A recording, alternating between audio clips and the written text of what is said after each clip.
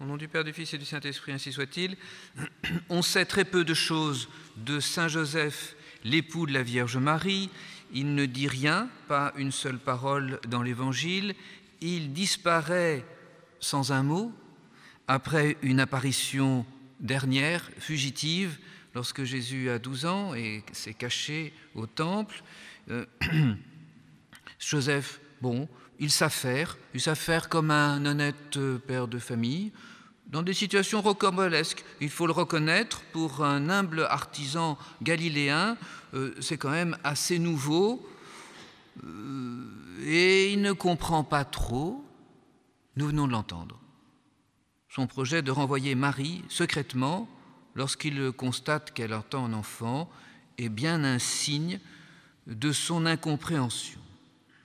Ah, il ne voulait pas la diffamer, dit l'Évangile de saint Matthieu, cette femme à qui il était certainement très, très attaché. Mais c'est la loi, dura lex sed lex. Alors, pour jeter un peu de lumière sur le personnage de Joseph de Nazareth, on le compare au grand patriarche Joseph, fils de Jacob, ministre principal du Pharaon. Et dans les matines de ce jour, saint Bernard développe cette comparaison qui est vraiment à l'avantage du ministre. Il n'y a pas à dire. Chef du premier empire du monde, homme avisé, fort, jeté en prison à plusieurs reprises, lui aussi diffamé, vendu par ses frères, et puis se retrouvant grand surintendant des finances. Nous savons comment il a réussi. Oui, c'est un homme fort dans son âme à tous égards. Le charpentier de Nazareth reste finalement assez lointain de cet auguste personnage qui est passé de l'abîme de la déréliction au zénith du pouvoir. Il n'en est pas question dans la vie de Joseph le charpentier. Bon, les vertus ont une certaine parenté. Oui, ce sont des hommes très droits, très purs. Le prénom, le même, Joseph, Yosef, prénom plein de promesses qu'il fasse croître, qu'il fasse augmenter. Et puis, c'est vrai, il y a des songes divins. Mais le Joseph du Pharaon, lui, c'est un vrai prophète. Il voit au-delà de ce monde les secrets de Dieu. Il a les clés d'interprétation, non seulement pour lui, mais pour les songes des autres. Joseph de Marie, il reçoit quelques petits songes quand il dort. Il reçoit d'ailleurs plus exactement des ordres impératifs. On lui dicte sa conduite à laquelle il faut obéir sans discuter. Et c'est là, certainement, la donnée principale, telle que la vie de Joseph est présentée dans les évangiles et donc tel qu'il fut. Oui, il fut vraiment. En vérité, il a été le grand obéissant.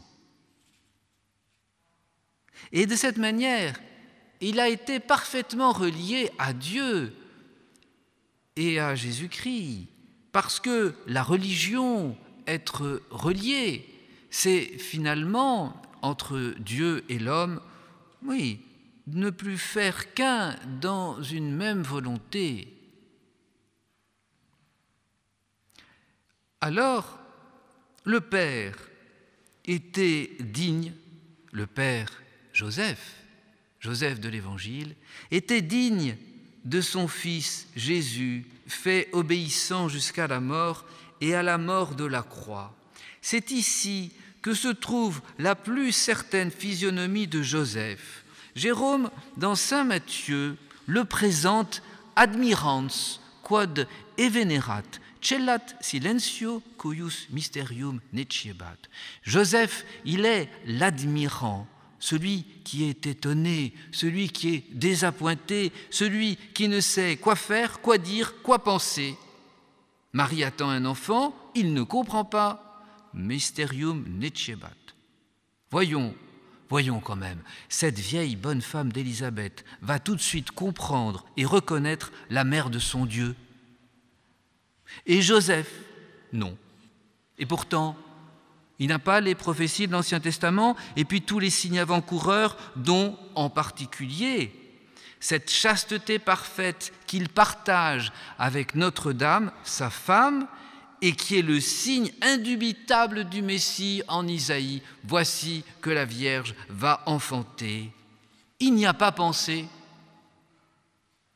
Alors, oui, il faut le dire, et il apparaît comme ça dans l'Évangile, Joseph, c'est un homme limité.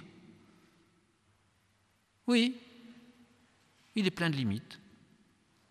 Au Moyen-Âge, un livre apocryphe, le livre de l'enfance du Sauveur, dira même qu'il est sans intelligence. C'est peut-être aller un peu loin, un peu vite en besogne. Mais enfin, oui, Joseph, dans cette situation, avec ses limites naturelles, eh bien, il assume avec responsabilité, avec humilité, la tâche qui lui est imposée. Peu importe les limites, se soumettre à la volonté de Dieu suffit. C'est là la justice de Joseph que l'Évangile souligne. On pourrait presque dire c'est sa seule vertu, sa seule force. Et Saint Jean Chrysostome commente cette vertu et il la décrit. Oui, Joseph rempli de modération et de bonté. C'est certain, il n'a pas le tempérament de feu de Jean-Baptiste. On ne voit pas chez lui la passion très sympathique de Saint-Pierre. Il n'y a pas la puissance contemplative de Saint Jean évangéliste. Non, Joseph, c'est un bon père de la Sainte Famille. C'est l'homme qui scelle, c'est-à-dire qui enferme hermétiquement dans le silence les merveilles de Dieu, les secrets de sa famille, de l'intimité du cénacle familial. Sœur Marguerite du Saint-Sacrement de Beaune a très bien décrit ce rôle de Saint Joseph lorsqu'elle a écrit « Jésus règne, Marie gouverne, Joseph administre. Il administra le quotidien d'une famille, le quotidien d'un père de famille, c'est-à-dire il éleva ses enfants, il éleva son enfant, l'enfant Dieu, Jésus de Nazareth. Jésus, fils de Marie, et donc fils de Joseph, légitimement marié à la Sainte Vierge. Jésus recevait les leçons de Joseph. Il en a été impressionné, tel père, tel fils. Jésus leur était soumis, mais oui, parce que Joseph donnait l'image d'un respect souverain envers Dieu et à sa loi. Dans son éducation, Joseph donnait des principes très simples à son fils, et son fils les exposera à qui voudra l'entendre. Le Père aime le Fils et lui montre tout ce qu'il fait. Alors Jésus fut artisan, fils de charpentier comme son père. Et il s'appliqua alors à écouter Joseph. Et il continue dans ce même passage de Saint Jean, chapitre 5, versets 19 et 20. « Ce que le Fils voit faire au Père, il le fait. » Joseph avait provoqué l'imitation de Jésus. Ou plutôt, Joseph, et c'est toute sa grandeur, Joseph était digne d'être imité par le propre Fils de Dieu. Lorsque Jésus se décrit finalement, ne décrit-il pas son Père sur la terre, Joseph ? « Apprenez de moi que je suis doux et humble de cœur. » Mais le père d'une famille, c'est non seulement pour première tâche d'élever sa progéniture, la progéniture de sa femme, mais il a aussi ce rôle, et surtout ce rôle de protecteur du foyer, de chef du foyer. Le monde est méchant, il cherche à entrer à toute force dans les familles et à voler les âmes. C'est au père, a constitué une barrière infranchissable à ce voleur et même peut-être à ce meurtrier. Joseph gardait la porte de la petite maison. Sainte Thérèse d'Avila le décrit ainsi. Ce monde où règne Joseph, ce n'est pas le même que le monde. Ce monde est le seul où l'esprit du mal n'est pas la moindre entrée et où l'esprit de Dieu peut régner tranquillement. Joseph se tenait au seuil de deux univers, celui de Dieu qui est fait de justice, de paix et de joie, nous dit saint Paul aux Romains, c'est Nazareth, la petite maison de Nazareth. Et le monde de l'homme, un monde où on ne reçoit pas les choses de l'Esprit de Dieu, car elles sont une folie pour lui. C'est encore saint Paul aux Corinthiens. L'homme du monde, en effet, juge tout selon son esprit, et son esprit, c'est l'amour-propre. Un grand disciple de saint Joseph, un grand disciple contemporain, a bien mis le doigt là-dessus. À Nevers, sainte Bernadette traçait un cercle sur la terre ou dans le gravier.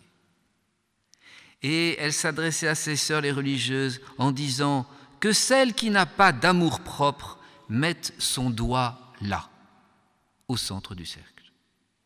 Certainement, si Joseph avait été là, il aurait pu, lui, mais il avait trop peu d'amour-propre pour y appuyer son doigt. Alors Joseph gardait la première porte de la famille de Nazareth. Et le prince de ce monde n'eut vent ni de la virginité de Marie, ni de son enfantement, dit saint Ignace aux Éphésiens. Ainsi protégée, Marie ouvrit alors la deuxième porte sur le jardin du ciel, et il tomba une rosée abondante, et Joseph reçut sa part de rosée, les lumières d'en haut, la visite des anges. Quel plus beau compliment fait à Joseph que cette exclamation de Philippe à Nathanaël, « On l'a trouvé, celui dont parlent Moïse et les prophètes, c'est Jésus de Nazareth, le fils de Joseph. » Notre-Dame, Mère du Christ, priez pour nous, au nom du Père, du Fils et du Saint-Esprit, ainsi soit-il.